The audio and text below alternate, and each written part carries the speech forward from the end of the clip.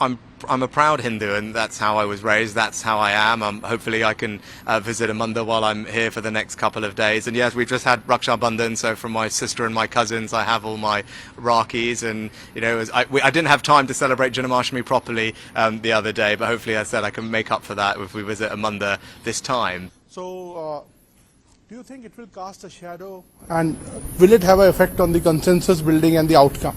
Well, first of all, thank you for the warm welcome. It's fantastic for me to be back in India. Obviously, it's personally very special for me to be here, particularly with Akshata, and we've thoroughly enjoyed the first few hours of our trip so far. Now, when it comes to Ukraine and Russia and the conflict, one thing I will be doing is highlighting that the devastating impact that Russia's illegal invasion is having on millions of people around the world, particularly on food prices. Russia recently has pulled out of a grain deal that was shipping grain from Ukraine to many poor countries around the world, and now you've seen food prices go up. That's causing suffering for millions of people. It's not right, and one of the things I'll be doing is making people aware of that impact of Russia's illegal war.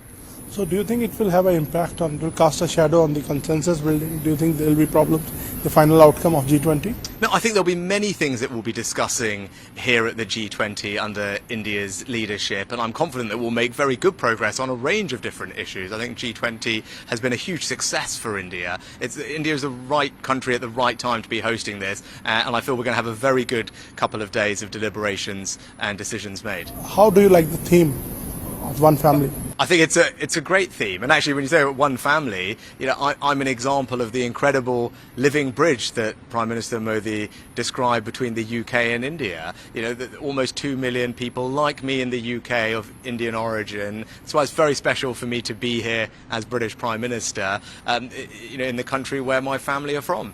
So can you give us some sense of a connect with India, like your roots here?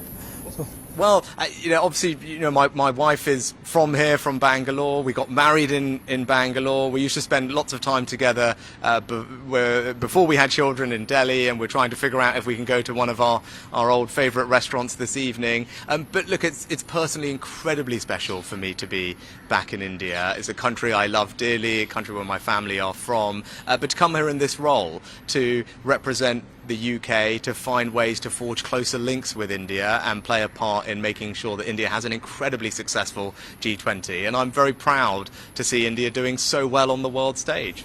Sir, coming to the bilateral part of it, a free trade agreement is underway, under discussion between the two countries. How soon can we expect to complete? Well, both Modi ji and I are keen to see a comprehensive and ambitious trade deal concluded between our two countries. Both of us think that there is a good deal to be done. But trade deals always take time. They need to work for both countries. And although we've made enormous progress, there is still hard work to go. And that's what we need to keep going through. The G20 is not the forum for those discussions. Of course, I will touch on that with Prime Minister Modi. But the teams are working very hard. But as I said, there's hard work to go, but we will keep working through it. But I think there is an enormous opportunity for both India and the UK to strengthen our economic cooperation, which will bring real benefits to our citizens in both countries. Can you tell us something about your equation with Prime Minister Modi? You have met him a couple of times now. Yes, and I have enormous respect for Modi ji, and he's been personally very warm and kind to me, and we're working very hard, as I said, on our shared ambition of concluding an ambitious and comprehensive trade deal between India and the UK, because both of us think that would be a good thing, and both of us need to make sure it works for our two countries. And at forums like this, I'm very keen to support Prime Minister Modi in making sure that this G20 is an enormous success for India, which I know it will be, and this has been a great year for India more generally. Sir, another question. A lot of Indian community lives in your country there, and we have seen some ugly scenes of Khalistani protests, separatist protests.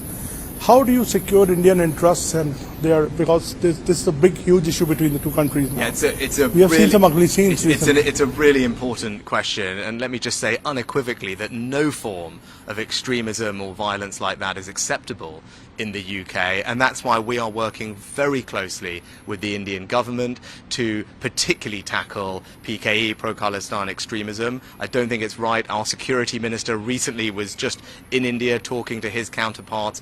We have working groups together to share intelligence and information so that we can root out this kind of violent extremism. It's not right, and I won't tolerate it in the UK. Sir, how do you look at India's position on Russia and Ukraine? Well, it's not for me to tell India what positions to take on international issues, but I know India rightly cares about the international rule of law, the UN Charter and respect for territorial integrity. I think those are things that are universal values that we all share. Those are things that I believe, and India, I know, believes in those things too. Sir, you have defined India-UK relations as a defining of our times. And what is the roadmap of 2030? Can you give us some broad sense of the bilateral relation there? Yeah. Well, I think the bilateral relationship is in good health, and Prime Minister Modi and I are keen to deepen and broaden our relationship. The FTA is an obvious way for us to do that, which is why it remains our priority. And as I said, hard work to go, but I hope we can conclude a successful FTA. I think we can strengthen our security relationship as well. That's something that I've spoken to the Prime Minister about. And then something I'm particularly excited about is increasing the collaboration between our incredible researchers, our scientific community, our universities. The UK and India are two of the leading science technology superpowers of the world, and I think if we work more closely together, we can create jobs, create new businesses, and help solve some of the world's most pressing problems. My last question to you. You talked about your roots in India. People also much talk about your roots. You are connected to Hinduism and you wear these rollies in your hands. Tell us something about it.